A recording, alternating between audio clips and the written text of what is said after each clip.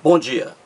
Hoje vou aqui fazer uma abordagem rápida acerca de psicopatas. Estou aqui com o livro da médica Ana Beatriz Barbosa Silva. O título do livro: Mentes Perigosas. O psicopata mora ao lado. Aqui está, pois, o livro da doutora Ana Beatriz Barbosa Silva. Esta edição aqui é de 2008. Um livro espetacular, livro maravilhoso, de caráter científico. Neste livro, a doutora Ana Beatriz Barbosa Silva faz uma abordagem acerca do psicopata. E ela traz neste livro exemplos de psicopatas brasileiros e estrangeiros. Veja logo aqui na orelha do livro o que ela diz acerca dos psicopatas.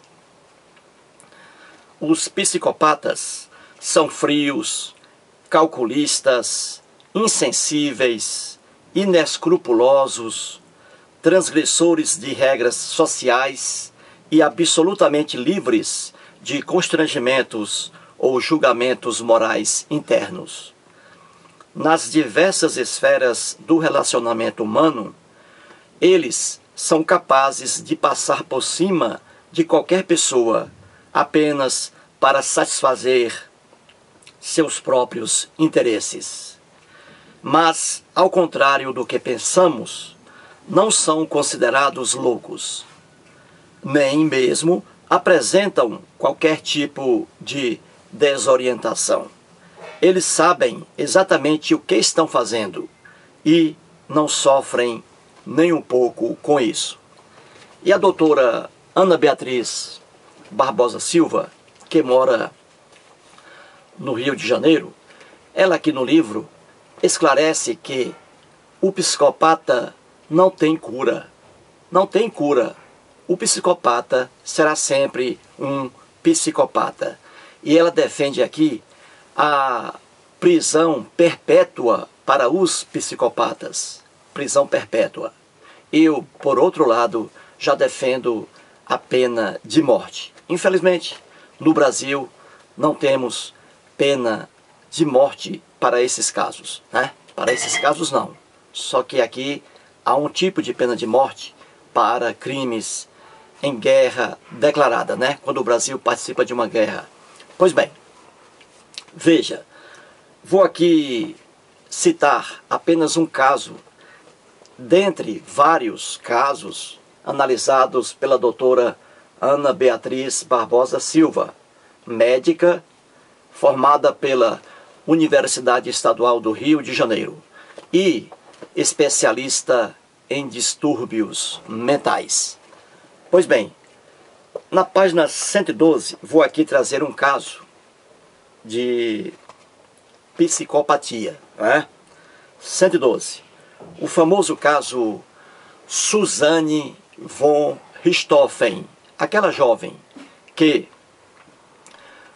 participou da morte de seus próprios pais, ali ao lado do seu namorado Daniel Cravinhos e do irmão dele. É isso? Esbagaçaram os cérebros do pai e da mãe de Suzanne von Richthofen. E a doutora Ana Beatriz Barbosa Silva traz aqui nas páginas 112 e 114 deste livro, ela traz aqui o caso Suzanne von Richthofen. Para ser fiel aqui à médica, isto aqui é um livro científico, para ser fiel à médica, vou apenas ler o que aqui está escrito, correto? Vamos lá. O título, página 112 do livro em exame. Suzanne von Richthofen matou os pais e foi para o motel. Uma jovem rica, bonita, universitária, de classe média alta, arquitetou e facilitou a morte de seus próprios pais.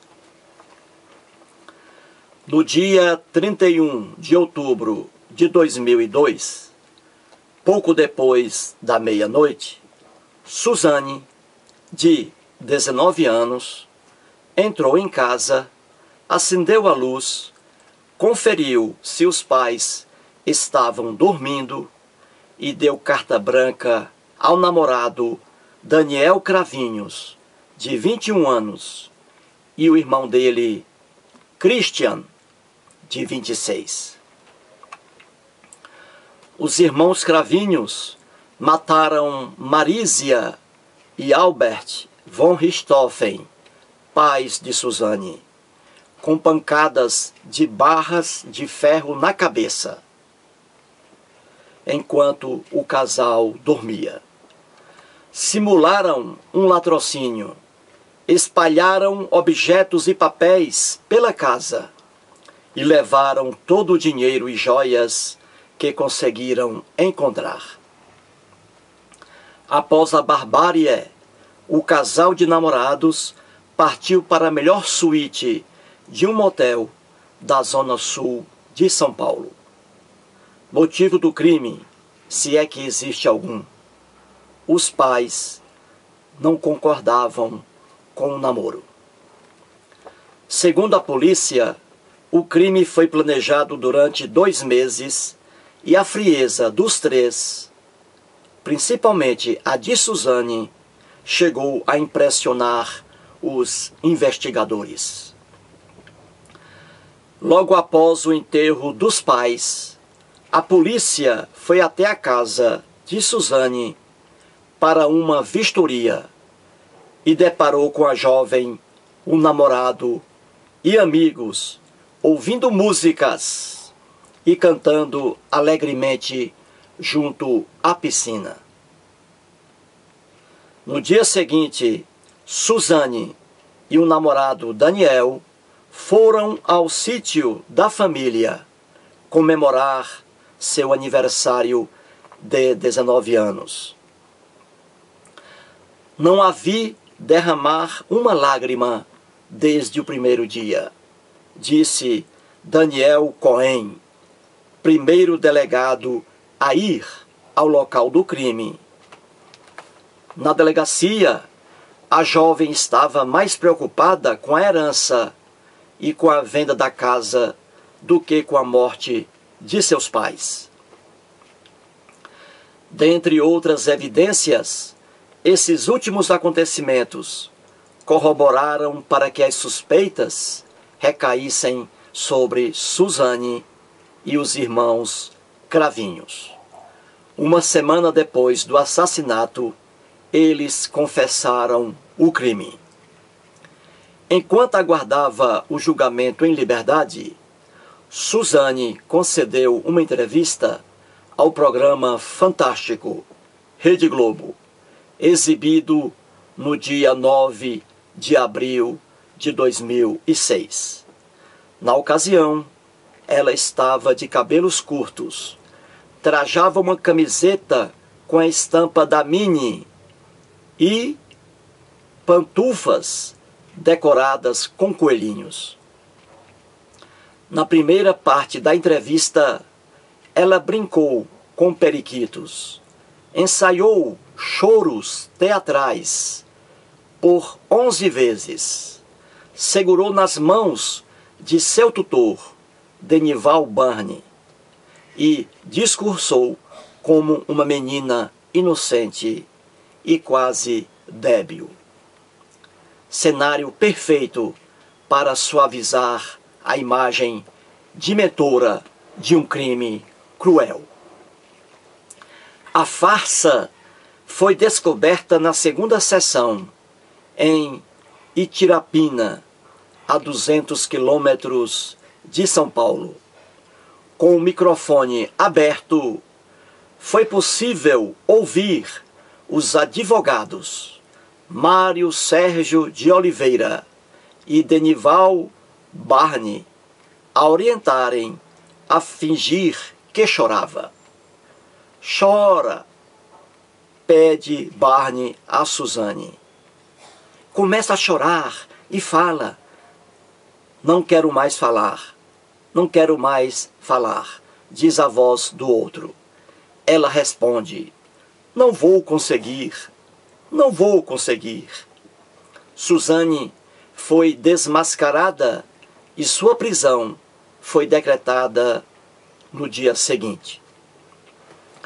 O psiquiatra forense Antônio José Essa, professor de Medicina Legal e Psicopatologia Forense das Faculdades Metropolitanas Unidas, FMU, declarou à revista Isto é, Gente, que Suzane matou os pais porque é de má índole. Ela tem alguma coisa de ruim dentro dela, uma perversidade, uma anormalidade de personalidade. A maldade está arraigada na alma dela. Virgílio do Amaral, promotor de justiça que acompanhou os depoimentos de Suzane, também declarou à mesma revista que uma pessoa que escolhe a suíte presidencial do motel depois de matar os pais não tem sentimentos. Decorridos 4 anos do assassinato, em 22 de julho de 2006, Suzane e o namorado Daniel foram condenados pelo júri popular a 39 anos de reclusão e 6 meses de detenção. Christian pegou 38 anos de reclusão e 6 meses de detenção pelo crime. Veja aí, internauta, mais um caso aqui de psicopatologia forense. Suzane von Richthofen. O motivo do crime, se é que isso é motivo, os pais dela, Marisia e Albert von Richthofen, eram contra o namoro da filha com Daniel Cravinhos, uma peça boa. Daniel Cravinhos. Os pais eram contra o namoro. Isso aí levou a jovem Suzane von Richthofen a matar, a arquitetar a morte trágica, hedionda de seus pais.